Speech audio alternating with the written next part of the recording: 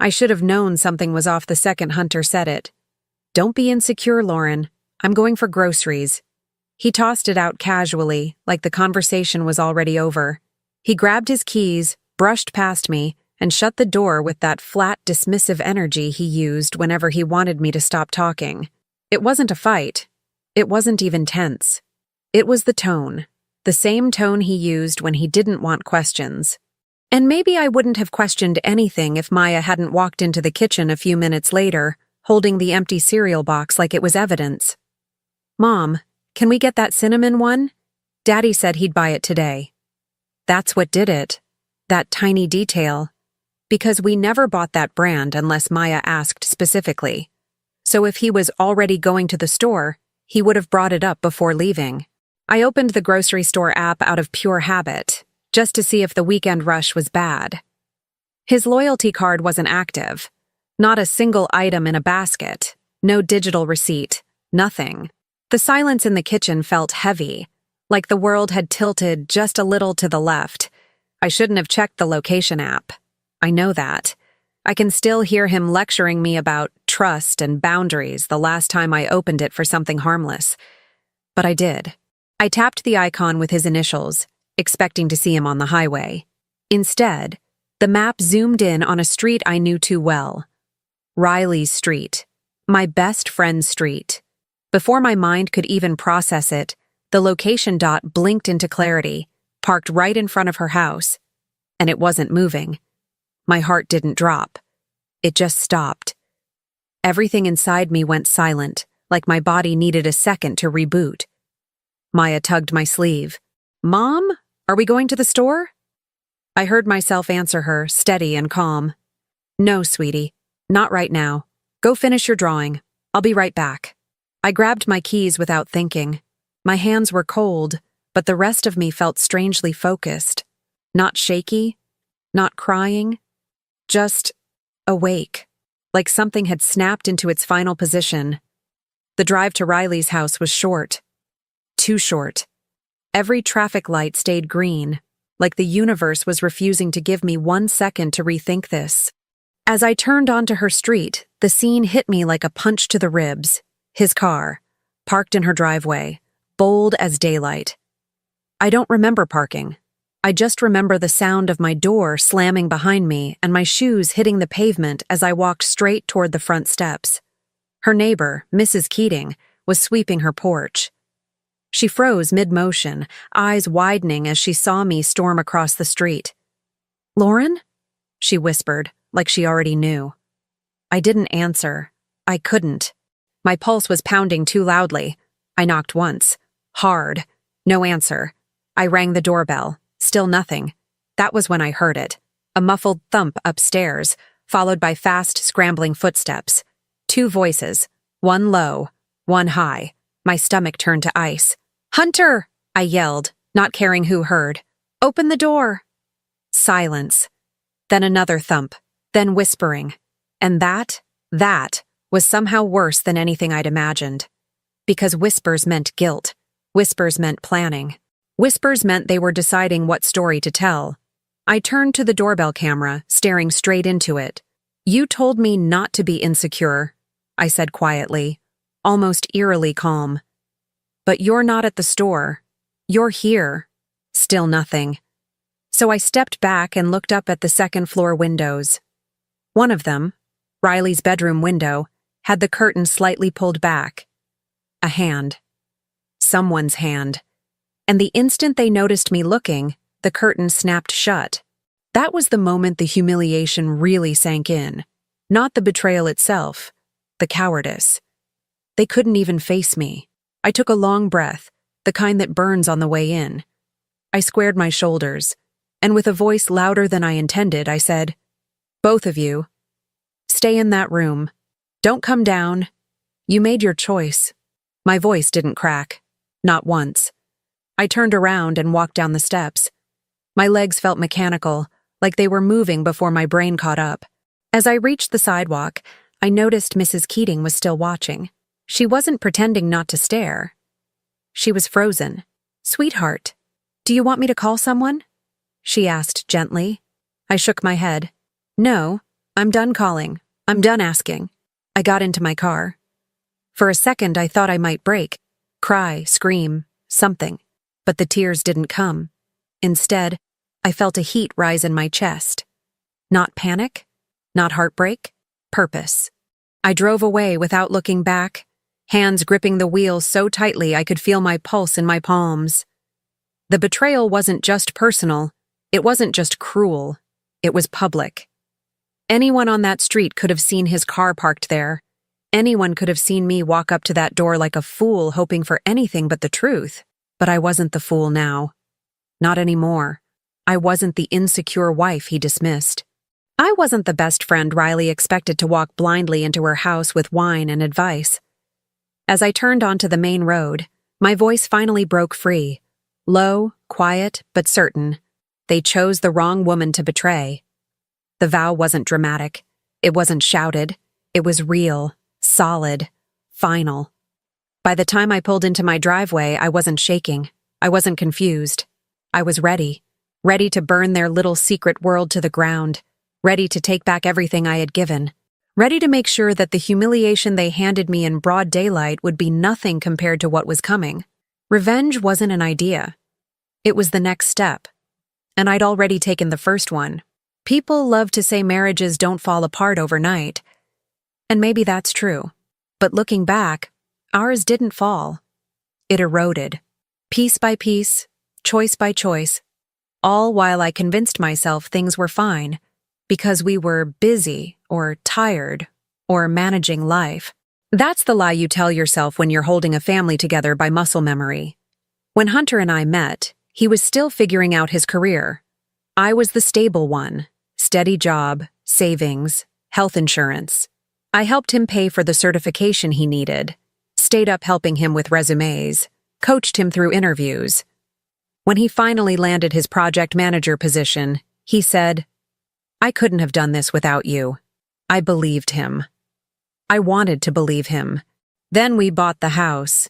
My inheritance covered the down payment. Not a fortune, but enough to give us a real start. I didn't think twice about using it. We were a team. And when Maya was born 2 years later, the hardest, most beautiful moment of my life, I took a step back career-wise so Hunter could focus on providing. That was the agreement.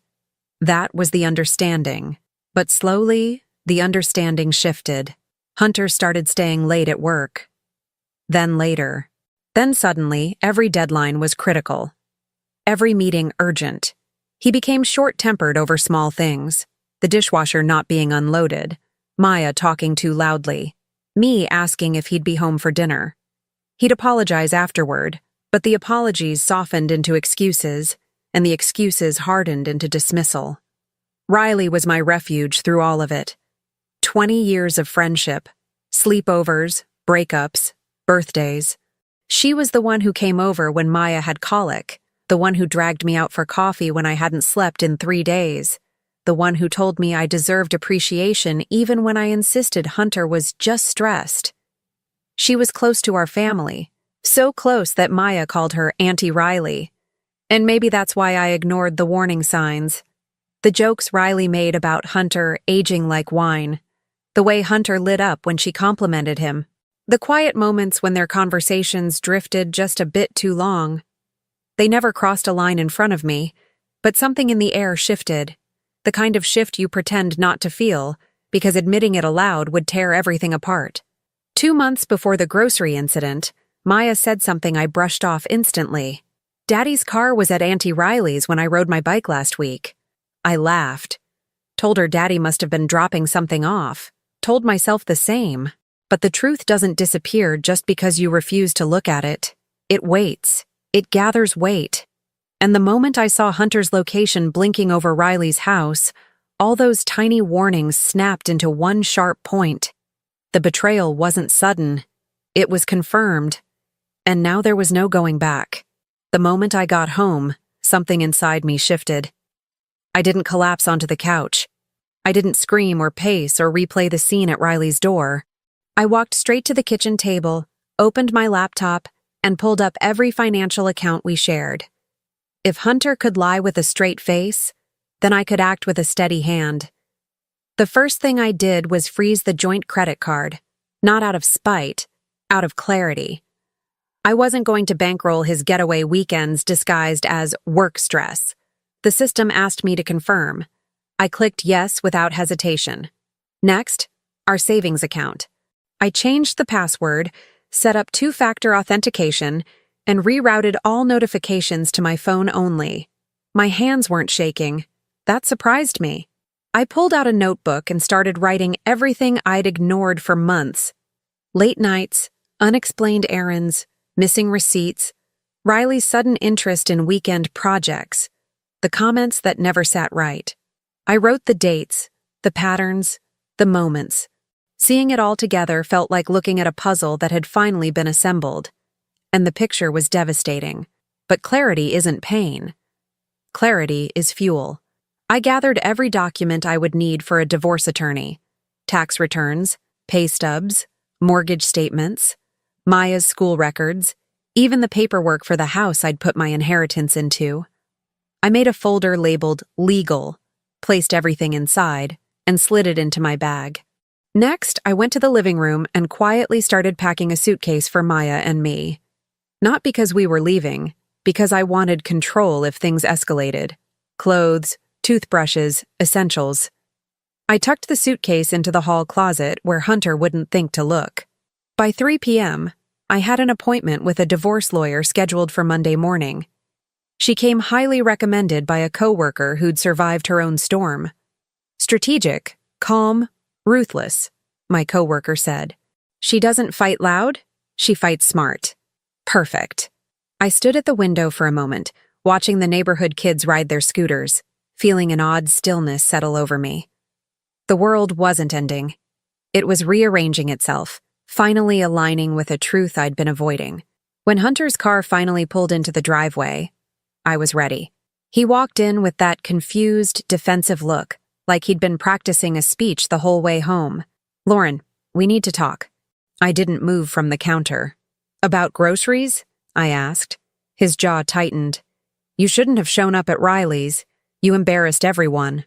A short laugh escaped me, not out of humor, but disbelief. "I embarrassed everyone?" He sighed dramatically, running a hand through his hair. "Look, things got complicated. You've been distant. I didn't want it to get this far. I'm seeing an attorney on Monday," I said, cutting straight through the fog of excuses he was trying to generate. His expression snapped. The color left his face. "What? Lauren, no, come on, we can fix this." "I've already started the process," I said, calm as still water. "Bank accounts have been secured, documents gathered. You'll get the paperwork." "You can't just do this," he said, voice rising. I met his eyes without blinking. I already did. For the first time in years, I watched Hunter struggle to find words. Real, genuine shock. He hadn't expected consequences. He hadn't expected me to be the one in motion. I walked past him, grabbed my bag, and headed to the hallway. "We're done negotiating with lies," I said. "My choices start now." And I didn't look back. The first real consequence hit before sunrise. At 6:12 a.m., my phone buzzed with a bank alert. Attempted transaction declined. Then another. And another. 3 charges from a convenience store across town. All denied. I didn't need to guess who was standing at the register, confused, card in hand. I could practically picture Hunter staring at the cashier, laughing awkwardly, pretending, "This always happens," while the realization crept in behind his eyes. I turned off notifications after the 5th decline. By the time Maya woke up, I had already made breakfast, answered 2 emails, and prepared a list of questions for the attorney. Routine was my armor now. Predictability. Calm. Structure. Around 9 a.m., my phone lit up with messages from Hunter. "Hunter, what did you do? Why is the card frozen? Call me now." "This isn't funny, Lauren." I didn't respond. I let the silence answer for me. At 10:47 a.m., the first ripple hit Riley. A mutual friend, Tessa, texted me a screenshot from social media. A vague post from Riley's ex, hinting that certain people shouldn't be trusted around committed partners. Nothing explicit. Just enough smoke to make people look for a fire. 10 minutes later, another screenshot came in. Someone had commented, "Is this about Riley and that married guy? I saw a car in her driveway yesterday." The internet didn't need full context to start connecting dots. I put my phone face down and exhaled slowly. I didn't want to feel satisfaction. I didn't even want revenge to feel good. I wanted clarity, accountability, space. But I'd be lying if I said it didn't feel like balance had started shifting back toward me. Around noon, my sister called. "I heard something happened yesterday. Do you want me to come over?" News never stays contained in Raleigh. Stories move the way humidity does, slowly at first, then everywhere at once. "I'm okay," I told her, and I meant it. "I'll explain everything soon." The next ripple hit harder. At 1:15 p.m., I received an email from a local real estate agent confirming our home appraisal appointment. Somehow, Hunter had seen it too, because within minutes, he was calling me nonstop. Call 1, declined. Call 2, declined. Call 3, declined. On the fourth call, I picked up. I wanted him to hear my voice. Calm, unwavering. "What do you think you're doing?" he snapped immediately. "Preparing for what comes next," I said. "You can't sell the house without talking to me. And you can't cheat on your wife without consequences." He went silent. Not because he felt guilt, but because he finally realized I wasn't backing down. "You're being dramatic," he said. "There's no proof of anything. You're going to look crazy when this settles." I almost laughed. "Hunter, the proof is literally parked in her driveway." He inhaled sharply, searching for a denial that wouldn't sound pathetic. None came. Finally, he said, "Just stop this. Be reasonable." "I was reasonable for 9 years," I replied. "I'm done now." I ended the call before he could start twisting the narrative again. By late afternoon, the social circle we'd shared for years began shifting. 2 moms from Maya's school messaged me, careful, gentle, asking if I was okay. Another friend sent a text that made my stomach tighten. "I saw Hunter at the cafe with Riley a few times. I didn't want to assume anything. I'm sorry." People always apologize after the truth comes out. It's never preventative, only reflective. Meanwhile, Hunter's messages started shifting tone. From anger to pleading. "Hunter, can we talk? Please. This is getting out of hand. Let me come home." Home. The word didn't fit him anymore. Around 7 p.m., as I was folding laundry and Maya was coloring on the living room rug, the doorbell rang. Once. Twice. Then again, harder. I didn't need to look to know who it was. "Mom?" Maya whispered. "Is that Dad?" I wiped my hands on a towel and walked to the door. Through the glass, I could see him, jaw tense, eyes wild, desperation radiating off him like heat. I opened the door just enough to show him I wasn't hiding. "Lauren, please," he said immediately. "We need to talk. This is getting out of control." "No," I said calmly. "This is control. Mine." He blinked, as if the sentence physically landed. "You can't shut me out," he said, voice cracking between anger and fear. "I'm not shutting you out," I replied. "I'm moving on. There's a difference." I closed the door before he could answer. It was the first time he realized I wasn't reacting. I was leading, and the consequences were only beginning. The second confrontation happened 3 days later, at the last place I ever wanted a scene, Maya's school fundraiser. A gym full of folding tables, paper decorations, and parents pretending their lives were perfectly intact. I showed up early, helped set up, stayed busy. Busy was safe. Busy kept me focused. But I knew he'd come. People like Hunter don't collapse quietly. They perform the collapse. When he walked in, conversations dipped. A few parents exchanged looks. The neighbors had clearly been talking. He scanned the room until he found me, then moved toward me with forced confidence, like he thought he could still control the narrative if he got to me first. "Lauren," he said, voice tight but friendly enough for an audience, "we need to talk." I didn't turn away. I didn't hide. "What do you want, Hunter?" He flinched at the lack of warmth. Just a minute. Somewhere private. There's nothing private left, I said. You made sure of that. A few parents shifted uncomfortably. He hated that. He leaned in slightly, whispering, "Please don't do this here." "You followed me here," I replied. "Not the other way around." His jaw clenched. He was losing control of the script. He tried again, louder this time, trying to make me look unreasonable. "Can we at least talk like adults? The rumors are getting ridiculous." I raised an eyebrow. "Rumors? You mean the very accurate statement that you were at Riley's house when you told me you were buying groceries?" His face drained. People heard that. A father across the table froze mid-marker stroke. A teacher looked down at her clipboard, but didn't move away. Hunter shifted, trying to laugh it off. "Come on, that's not what happened. You're twisting it. Riley needed help with..." "With what?" I cut in. "Carrying lies up the stairs?" A few quiet gasps spread across the gym. His composure cracked. "Lauren, stop, please. You're embarrassing both of us." "No," I said. "You embarrassed me the moment you walked into that house. I'm just done pretending it didn't happen." He took a step closer, lowering his voice again. "If you keep acting like this, people will think you're unstable." There it was, the accusation men use when they're losing control. Unstable, emotional, overreacting. I felt everything inside me go still, steady, almost cold. I spoke loudly enough for the nearest tables to hear clearly. "Hunter, you told me not to be insecure. Then you parked your car at my best friend's house and hoped I wouldn't notice. That's not insecurity. That's betrayal." Heads lifted. Conversations stalled completely. Even kids sensed something was happening. Hunter's face tightened. Panic flickered in his eyes. He reached out as if he could physically pull the situation back into his hands. "Lauren, please." But I wasn't finished.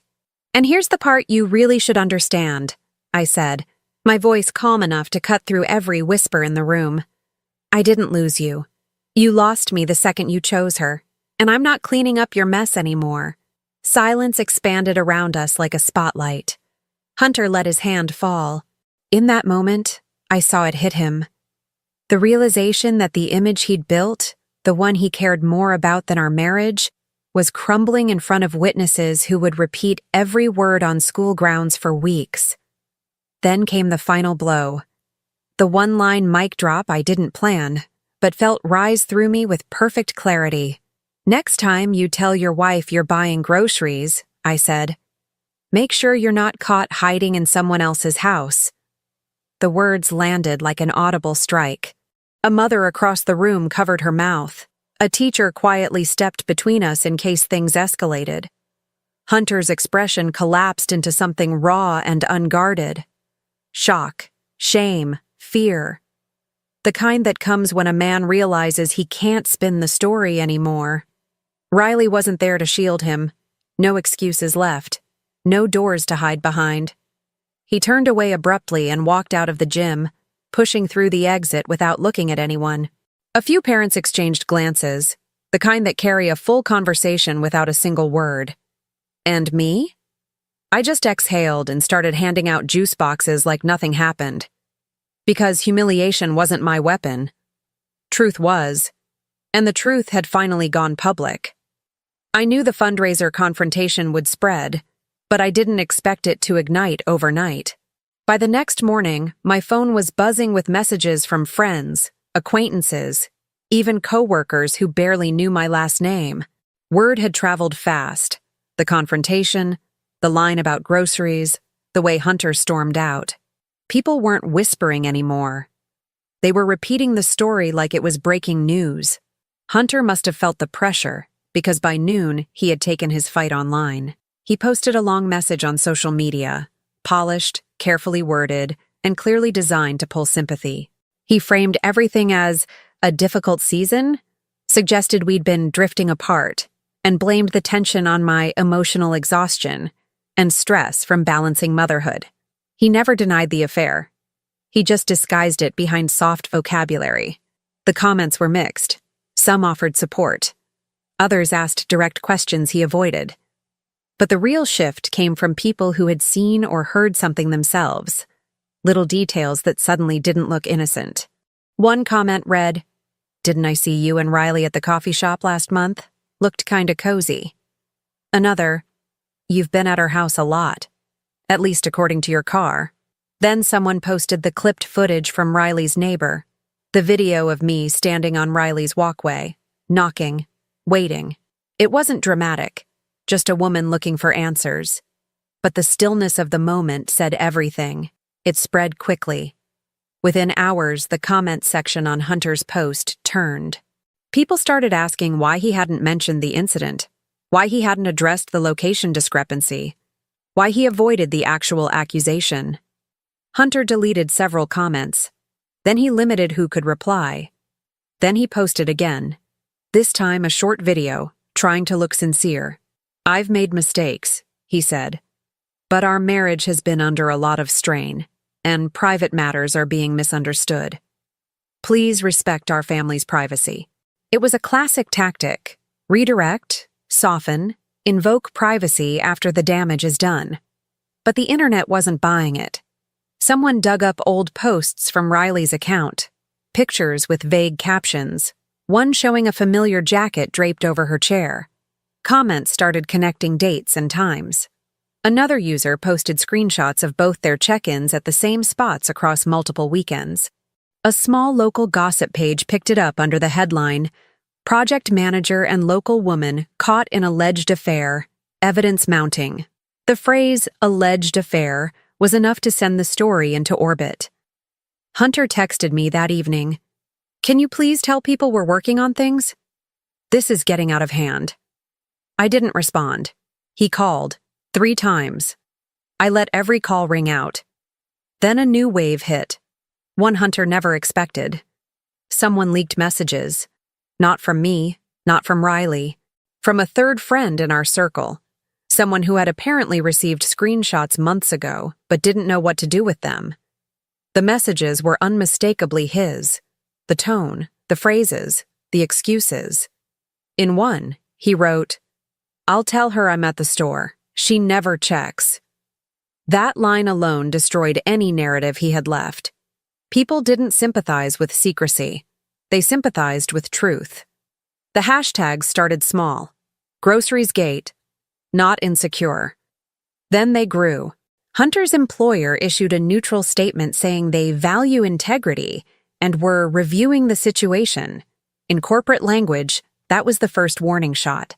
By midnight, he shut down his accounts completely. Social media wasn't his playground anymore. It was the courtroom. And the verdict wasn't leaning his way. For the first time since the betrayal began, the public finally saw what I had seen for months. A man who lied easily, folded quickly, and underestimated the wrong woman. By the time Monday arrived, I wasn't nervous walking into the attorney's office. I wasn't shaking or second-guessing anything. I was focused. My attorney, a woman named Meredith Cole, had a presence that felt like steel wrapped in calm. She skimmed through the folder I brought, bank statements, screenshots, timestamps, the neighbor's video, even printed copies of Hunter's online posts. When she finished reviewing everything, she leaned back in her chair and said, "You've been collecting evidence without realizing it. This is solid. Very solid." Her confidence felt like oxygen. We spent 2 hours going through everything. Assets, the house, custody, financial responsibilities, future planning. She explained how the evidence of betrayal, misrepresentation of finances, and his attempts to manipulate public perception all weighed in my favor. When she mapped out the strategy, clear, methodical, almost surgical, I realized how much of my fear had been tied to uncertainty. Once that uncertainty dissolved, so did the last pieces of hesitation. "Prepare yourself," she said gently. "This is going to hit him harder than he expects." Harder than he expects turned out to be an understatement. The formal notice went out the next morning. The initiation of divorce proceedings, motion for temporary sole custody, and a request for financial disclosures. He received it at work. I didn't see the moment happen, but half an hour later he called me 6 times in a row. When I didn't answer, he began texting. Are you serious? You blindsided me at work? Why would you do this to us? I said we could fix this. Fix. He still thought this was a damaged chair that needed glue. By afternoon, Meredith forwarded a message from his newly hired attorney. A predictable first attempt to slow things down, insisting we reconsider the aggressive approach. She responded with a list of evidence and a reminder of the timeline.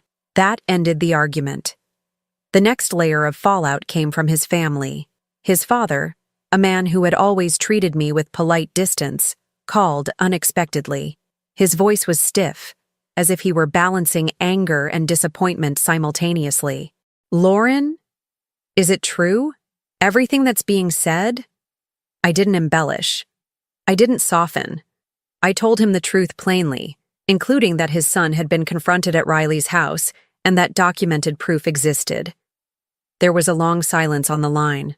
I'm sorry, he finally said. I didn't raise him to behave this way. It wasn't an apology for me. Not directly, but I heard the shift. The disappointment in his own son. The lack of defense. Later that evening, Hunter showed up at their house to explain.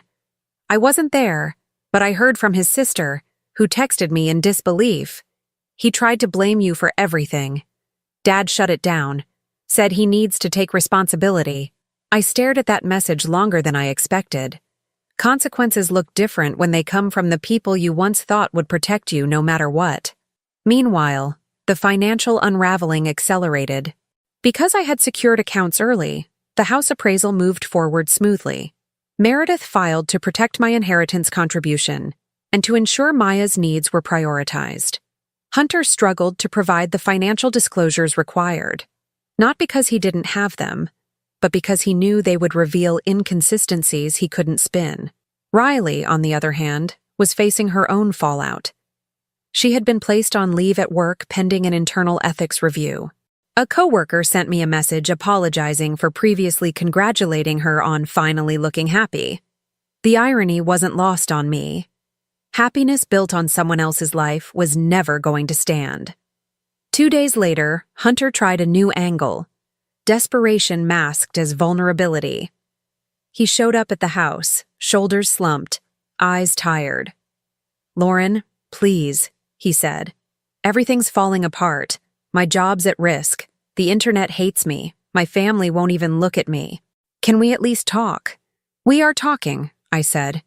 But nothing you say changes what comes next. His voice cracked. I never meant for any of this to get so big. You never meant to get caught, I corrected softly. He looked at me like he didn't recognize the woman standing in front of him. He wasn't wrong. I didn't recognize myself either. Not the version who tolerated excuses, who justified late nights, who absorbed silence and disrespect like it was part of the job description of being a wife. The version of me standing there now wasn't cold. She was clear. The family fallout continued. The legal wheels turned, and his financial stability wobbled under the weight of decisions he made long before I took action. By the end of the week, the message was undeniable. His life wasn't falling apart because of me. It was falling apart because of him. And for the first time, he finally seemed to understand that. The final confrontation didn't happen in a courtroom, or during a mediation call, or in the middle of some dramatic public fallout. It happened in the simplest place possible. A quiet corner of a family cafe, the kind with warm lighting and the smell of baked bread drifting through the air. A place where people go to breathe, not break. He asked to meet one last time. Meredith said I didn't have to, but I needed the closure. Not for him, for me. When I walked in, he was already there. Shoulders slumped, hands clasped, staring into a cup of coffee he hadn't touched. He looked smaller somehow, like the weight of the past few weeks had shaved pieces off him until nothing sharp remained. His clothes were wrinkled. His eyes were tired. He opened his mouth to speak the moment I approached. Lauren, just my name, but said with a tremor I'd never heard before. I sat across from him, keeping my posture calm, my voice steady. You wanted to talk. So talk. He swallowed hard, as if words had become heavier than usual. I don't even know where to start. Everything is falling apart. My job, they put me on probation. They said it's not about the scandal, but I know it is. My dad barely speaks to me. My sister won't answer my calls. And Riley, he stopped, exhaling sharply. She moved out of her apartment. She won't return my messages. She said she can't handle the attention. He waited for a reaction. I gave him none. Lauren, he said, voice softening. I know I messed up. I know I hurt you. But this? He gestured vaguely, meaning all of it. The exposure, the consequences, the unraveling. I never thought it would get this far. That's the problem, I said quietly. You didn't think. I did think, he insisted, leaning forward. Just, not clearly. I wasn't trying to replace our family. I wasn't trying to destroy anything. I got lost. I was stressed. I felt unseen. I made terrible choices, but I didn't expect that I wouldn't find out? I cut in. Or that if I did, I'd forgive you like always. His mouth fell open, but no explanation came. I continued. You had every opportunity to come clean, every chance to be honest. Instead, you lied to my face and told me not to be insecure. If anyone else had done that to me, you'd have told me to leave them instantly. He rubbed his forehead, shame flickering through his expression. I know I hurt you. I know you're angry. But, do you really think ending everything is the answer? We have a daughter. Maya is exactly why I'm ending this, I said. She deserves to grow up watching her mother walk away from someone who disrespected her. He stared at me like the air had been punched from his chest. Lauren, please. His voice cracked. I'm begging you. Don't do this. I'll go to counseling. I'll cut off contact with Riley permanently. I'll do anything. Anything. Just don't let this be the last chapter. I took a breath. Slow, deep, grounding. I didn't write the last chapter, I said. You did. He shook his head quickly, desperately. I can change. I swear. I'll fix things. I'll earn your trust back. Just give me one more chance. You had years of chances, I said softly. And the moment you had to choose honesty, you chose secrecy. He leaned back, defeated. For the first time, he didn't look angry. He looked broken. But here's the thing. His brokenness wasn't my responsibility anymore. He lowered his voice to a whisper. Do you hate me? I shook my head. No, I don't hate you. I'm done giving you that kind of space inside me. He looked confused, almost childlike. Then why can't you stay? Because forgiveness isn't the same as reconciliation, I said. And consequences aren't cruelty. They're the result of the choices you made. Silence stretched between us, long enough that the distant hum of the cafe became the backdrop to our ending. Finally, he whispered, So that's it? I nodded. Yes, that's it. He pressed his palms over his eyes, shoulders trembling. Not dramatic, just quiet exhaustion. Regret, maybe. Or the realization that the life he assumed would always be waiting for him was slipping through his fingers for good. I stood up. He didn't. When I reached the end of the table, he lifted his head one last time. Is there anything left for me to say? He asked. I paused, turning toward him with the kind of clarity that only arrives at the very end of a long storm. Yes, I said softly. There is. He waited, hopeful, desperate. I gave him the truth that would close this chapter forever. The next time you want to keep a family, don't abandon the one you already have. His face crumpled, the reality finally landing in full. I picked up my purse, turned toward the door, and walked out without hesitation, without looking back, without carrying a single piece of what he wished I would. Because this wasn't a dramatic exit, it was freedom, and I stepped into it fully. A year later, my life feels nothing like the one I walked out of in that cafe. If someone had shown me a snapshot of my future back then, calm mornings, steady confidence, a home filled with peace instead of tension, I wouldn't have believed it. I thought healing would be dramatic, cinematic, something loud. Instead, it arrived in moments so small and consistent that one day I realized I didn't flinch anymore. The final divorce hearing was 8 months ago. Meredith handled everything with her quiet strength, guiding me through every document, every negotiation, every attempt from Hunter's side to soften the blow. But the truth carried its own weight. Custody settled in my favor, the house secured, finances balanced with full acknowledgement of the sacrifices I made and the inheritance I contributed. Nothing extravagant, just fair. Fair felt like victory. The biggest transformation wasn't legal, it was emotional. There was no single day I woke up over it. Healing came in layers, in tiny victories. In the mornings when I realized I wasn't checking my phone waiting for an apology. In the afternoons when I found myself laughing freely without a knot in my stomach. In the quiet nights when I remembered that peace doesn't come from someone else behaving better, it comes from walking away when they won't. Maya adapted faster than I expected. Kids understand more than we give them credit for. She started sleeping better, smiling more, asking fewer questions about why Daddy moved into an apartment across town. The tension she once felt in the air, the silence between two adults pretending, disappeared. She's thriving now. She draws, dances, laughs from her belly. She knows she is loved, and that's the part that matters. As for me, I began rebuilding piece by piece. I took a course I'd been putting off for years. I updated my resume. I applied for a position at a local nonprofit, a place whose mission actually mattered to me. When they offered the job, I cried in my car before walking in for my first day. Not because I was sad, but because I was proud. I had forgotten what that kind of pride felt like. Our home looks different now, too. Not because I redesigned it, but because the energy inside it shifted. There's no walking on eggshells, no quiet resentment, no emotional negotiation. I play music while cooking. Maya and I have Friday night picnic dinners on the living room floor. Friends visit again. The air feels lighter. And sometimes when I catch my reflection unexpectedly, I see someone I wasn't sure I'd ever find again. A woman who stands tall without forcing it. Hunter, on the other hand, moved through the opposite arc.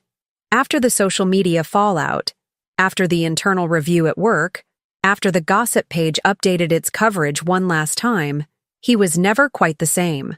People don't forget easily, especially when the truth comes with receipts. His probation at work turned into a demotion. His father distanced himself, not out of anger toward me, but out of disappointment in him. His sister told me she offered to help him rebuild if he took responsibility, but he didn't know how. And Riley? She left the state entirely. Last I heard, she took a job 2 counties over. She never reached out, never apologized, never tried to make peace. And honestly, I'm grateful. Some chapters don't need closure. Some doors stay shut for a reason. A few weeks ago, I saw Hunter in the grocery store, of all places. He didn't see me. He was standing alone, staring at a shopping list on his phone, looking older, heavier with the kind of stress that lingers. For a moment, I felt something unexpected. Not anger, not satisfaction, just distance. The kind of distance that comes when your past finally stops pulling at you. I didn't approach him. There was no need.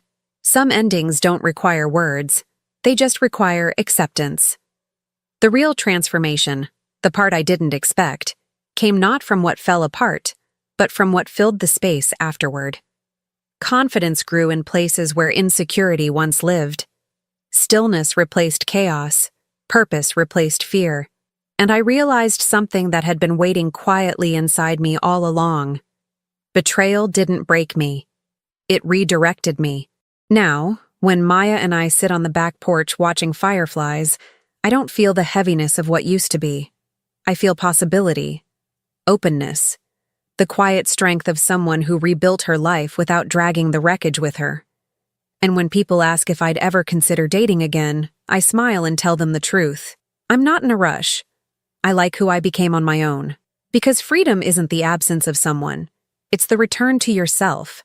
And I finally came home to the woman I was always meant to be. Thank you for tuning into the Velvet Revenge channel. Please hit that hype button and don't forget to like and subscribe for more revenge stories. See you soon.